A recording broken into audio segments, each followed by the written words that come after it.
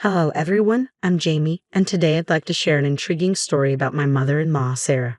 Currently, Sarah has very little influence in our lives because we made the difficult decision to cut ties with her. Getting to this point of no contact was far from easy. Sarah epitomizes narcissism. While I'm no psychologist, she exhibits all the classic signs of a narcissistic personality. To put it bluntly, Sarah is self-centered and thoroughly unpleasant, always prioritizing her own needs above all else. In stark contrast, my husband Paul embodies everything she is not.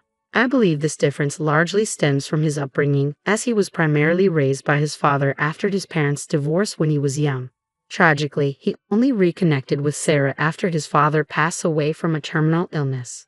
From the stories Paul has shared, it's clear that Sarah is excessively controlling and manipulative. He once confided in me, "Jamie, my mom demands so much from me. She feels entitled to everything I have and expects me to take care of her forever." He recounted how she used to take his entire paycheck when he started working during school. For years, Paul thought this level of control was normal, but I knew it wasn't healthy.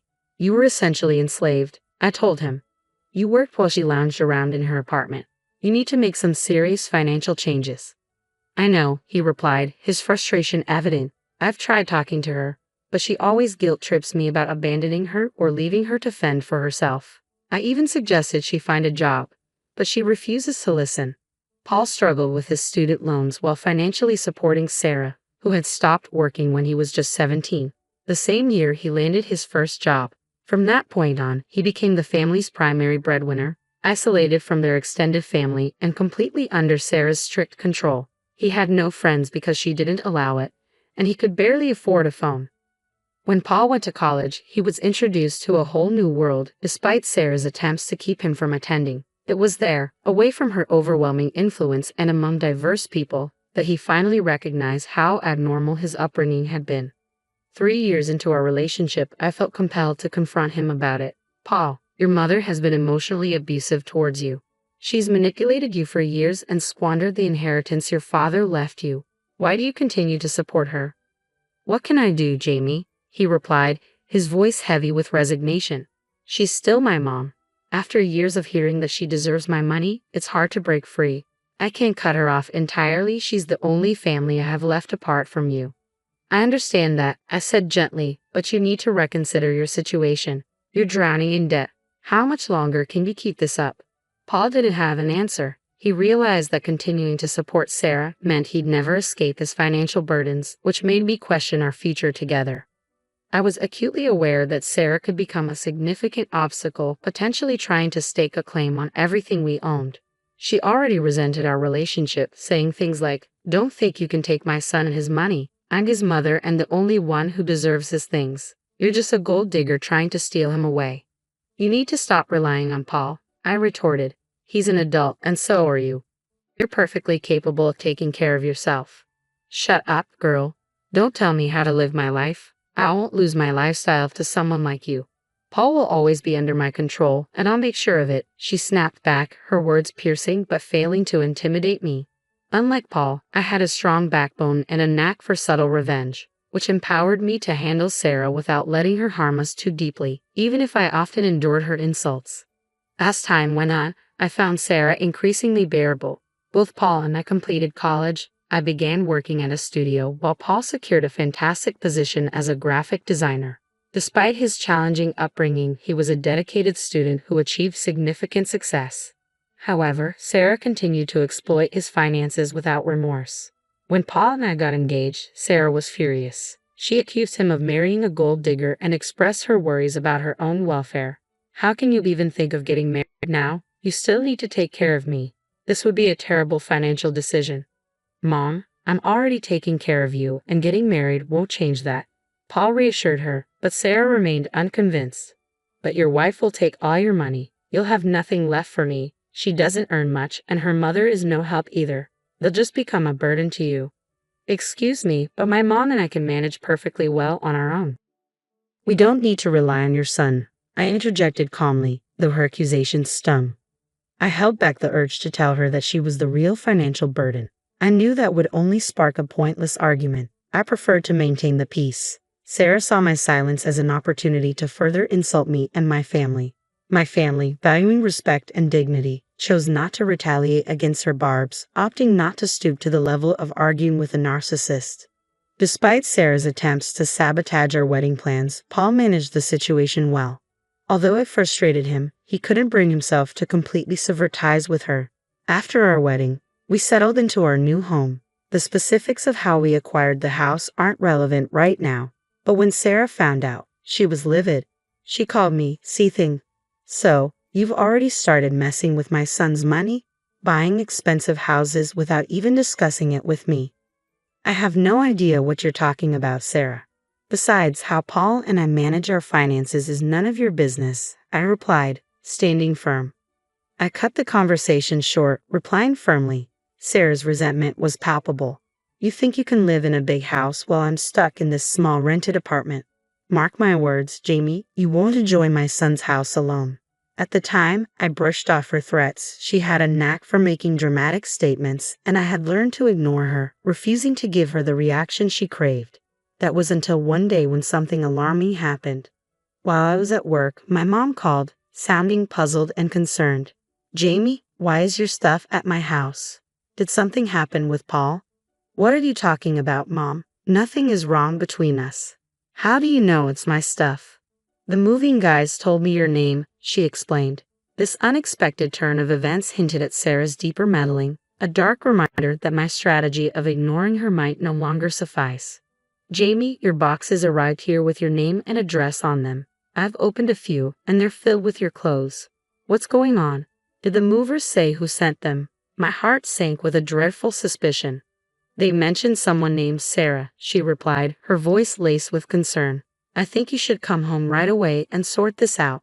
Taking her advice, I left work in a hurry and rushed home. As I stepped into my bedroom, a shocking sight greeted me. My drawers and closet were empty, even my bath products were gone. I was stunned. Descending to the living room, I found Sarah sitting there with a smug expression on her face. "What the hell is going on, Sarah?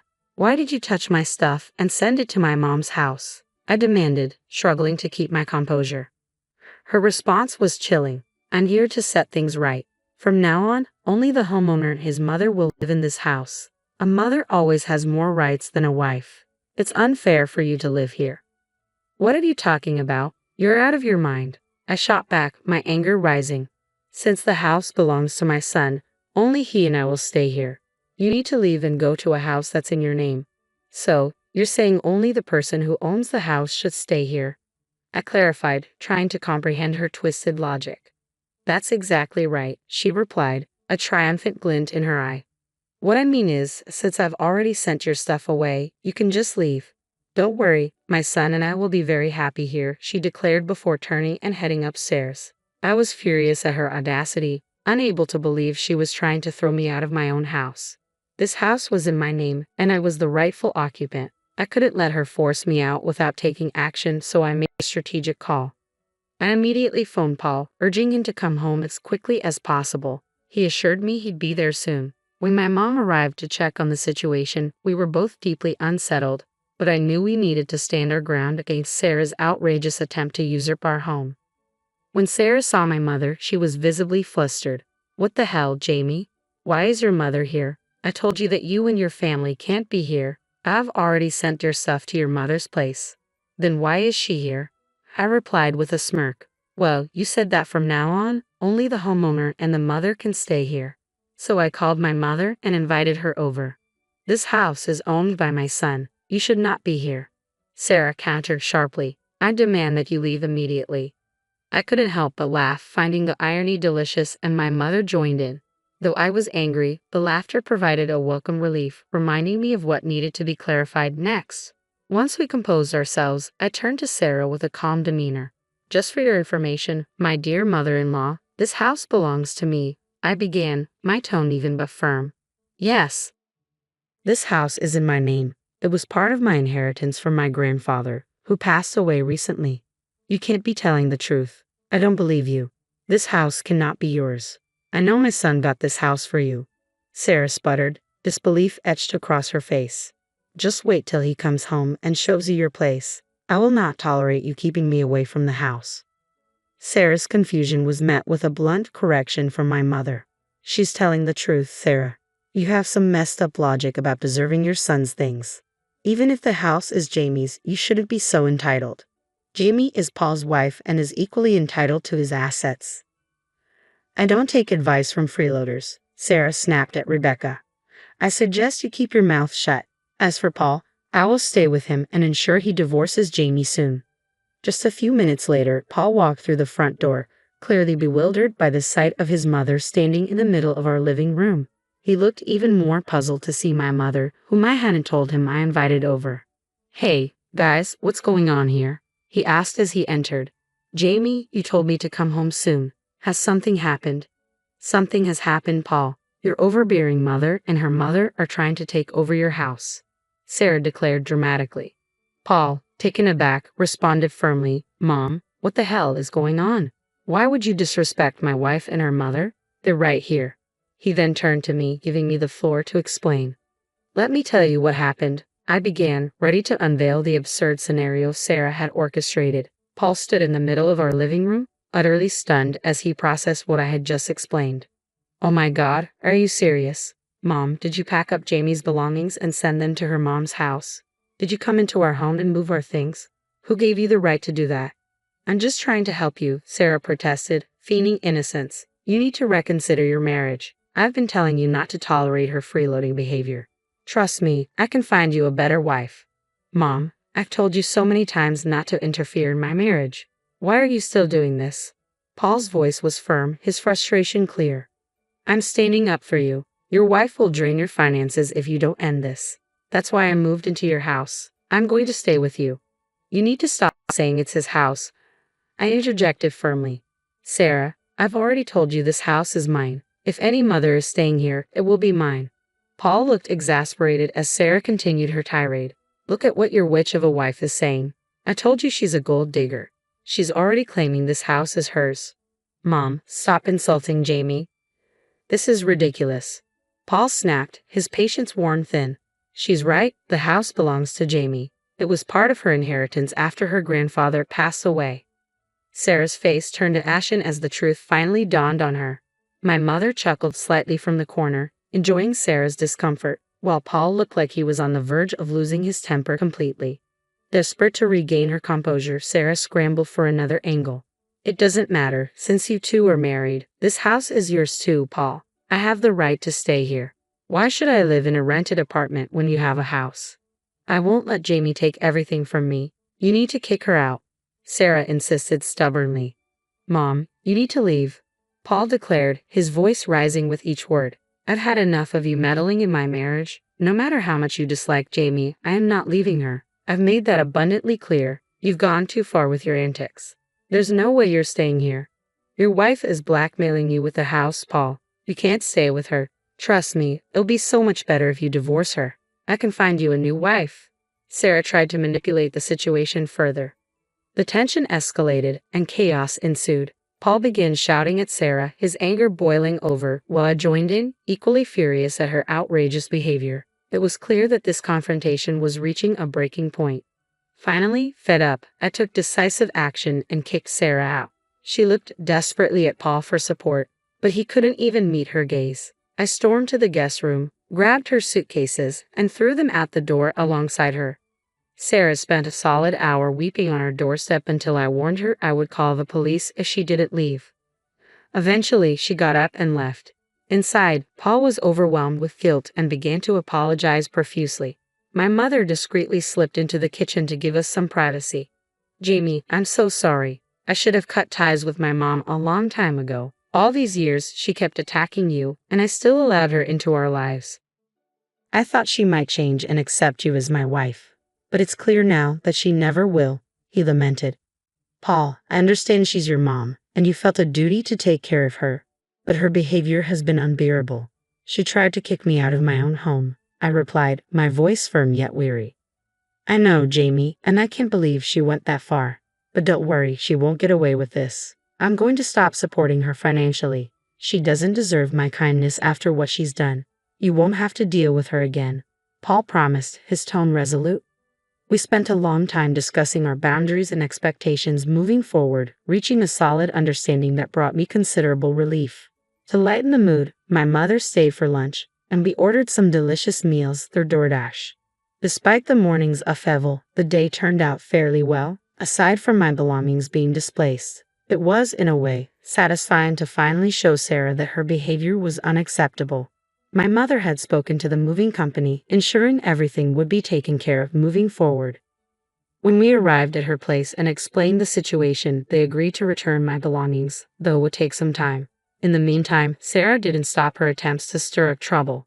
She bombarded Paul with calls and sent me a barrage of texts, accusing me of controlling him and forcing him to cut her off. I shared all her messages with Paul, who was livid and found himself in several heated exchanges with his mother over the following days. It felt like we were trapped in an endless cycle of chaos. That cycle finally broke when we decided it was time to take legal action. We reported Sarah to the police, pressing charges for trespassing, theft, and harassment. The police were taken aback by the extent of her actions and took our complaints seriously. While Sarah hadn't been violent, her behavior was anything but rational. After the incident, we informed Sarah about the police report and had our lawyers begin the process of obtaining a restraining order. However, this didn't deter her. She showed up at our house, furious and unapologetic. "How dare you file a police report against me? I'm your mother, and I deserve respect. Paul, you can't do this to me," she screamed. "I'm done being quiet. What you did was a criminal offense. I don't care what the law says. I'm entitled to be in this house. You've even stopped paying me money. I have nowhere to go. You know I did my lease to live here. I demand you let me in and remove the police report." "That will never happen, Mom. Besides, you don't deserve my money after trying to destroy my marriage," Paul replied firmly. "Sarah, you need to stop shouting at our door. We decided that only the homeowner and her mother will stay here from now on. Since you are neither, you need to leave." My words pushed Sarah over the edge, causing her to have a breakdown right on our doorstep. Neighbors began peeking out of their homes, drawn by the commotion. At one point, a neighbor approached our front door to ask if he should call the police, but when Sarah lunged at him and shouted, he didn't hesitate to dial 911, letting them hear her outburst. My mother-in-law continued her tirade until the police arrived and arrested Sarah. This unfortunate spectacle provided us with the necessary evidence to secure a restraining order, especially since Sarah had also been harassing my mother. Then Paul suggested a surprising solution. "Jamie, I think we should let your mom stay with us for a while," he proposed. "Sarah knows her address and won't stop harassing her. She's becoming increasingly unhinged, and I'm worried she might escalate her behavior. It would be safest if Rebecca stayed here." "Are you sure about this, Paul? I don't want you to feel uncomfortable with her living here, and I don't think Mom would want to impose," I responded, concerned about how the dynamics might affect him. Paul assured me, "I feel bad for Rebecca, and it's the right thing to do. I don't mind at all. It's better for everyone's peace of mind if she stays with us for now."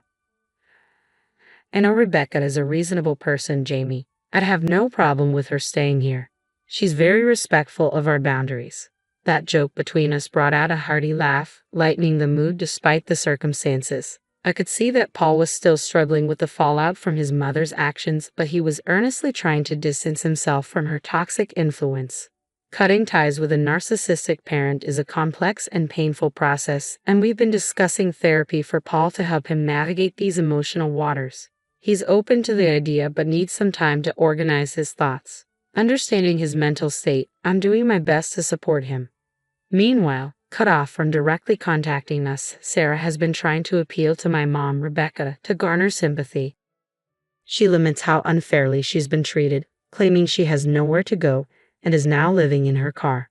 Over the years, Sarah has alienated so many people that no one is willing to take her in. Paul remains firm in his decision not to support her financially anymore, forcing Sarah to confront the reality of finding a job, an idea that terrifies her, especially with several police reports and an arrest on her record. We've reached a point where we are indifferent to her plight. I can candidly say that I am relieved to see Sarah facing the consequences of her actions. This tough love is long overdue, and while it's harsh, it's necessary for our peace and to finally bring some sanity back into our lives.